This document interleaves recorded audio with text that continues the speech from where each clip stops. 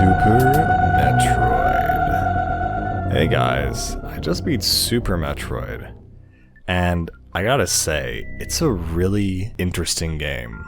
First of all, it's a great game, and reminds me what Metroid Prime would be like in 2D. There are so many similarities in the game's structure, and its pacing, and its design, yet it feels like a precursor to Metroid Prime, but it's still an amazingly fun game to play. The first thing I noticed is that the pacing of the game was a lot faster. Usually to get the Morph Ball, even the Morph Ball Bomb, you would have to defeat a boss, but in the very first part of the game, you just grab it. It was also really interesting to see the origin of a lot of these areas such as Brinstar, Norfair, as well as Ridley and Kraid.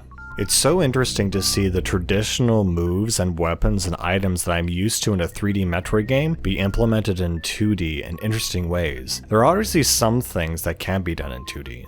One thing I do like more about the 2D setting is that the rate at which you can spam missiles is just so much fun. In Metroid Prime, the way they would use super missiles is that they would combine it as the missile count. So if you used a super missile, it would be like 10 or 5 missiles at once, which was okay, but it was so slow to use. I kind of wish I had an alternate option to rapid fire missiles by the end of the game, since having 250 is just such a ridiculous amount. The most fun thing of having that many would be to just throw them all at once. It's also interesting to see the control design in this game.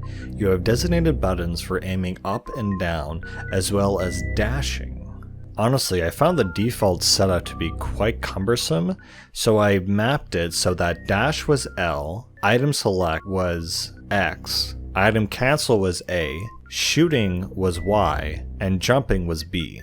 But using that designation was great because that meant I could dash and fire and jump all at the same time, like most modern games.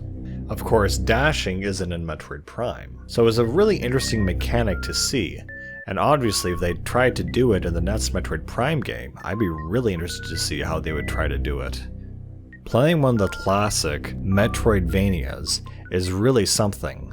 Finding all the little missing items to 100% completion, and backtracking through previous areas that I couldn't access with new moves is a classic great feeling. The music for this game is also pretty good, and pretty much remixed in the new games.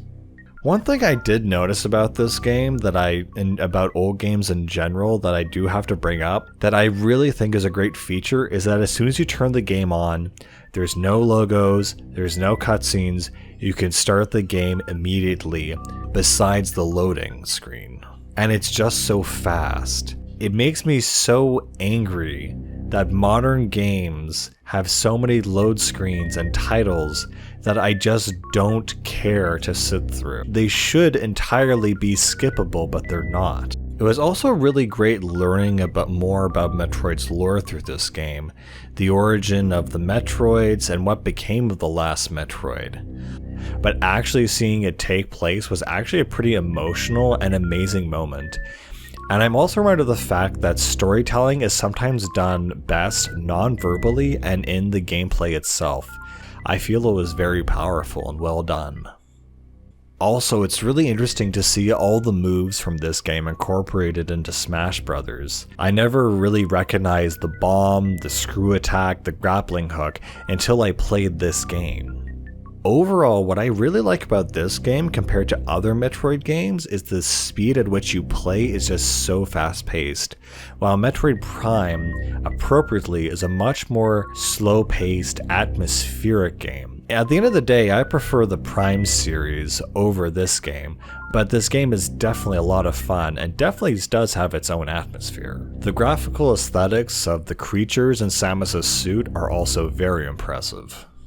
Not to mention, there's actually quite a lot of dynamic playstyles depending on what kind of beam style you use and beam combination.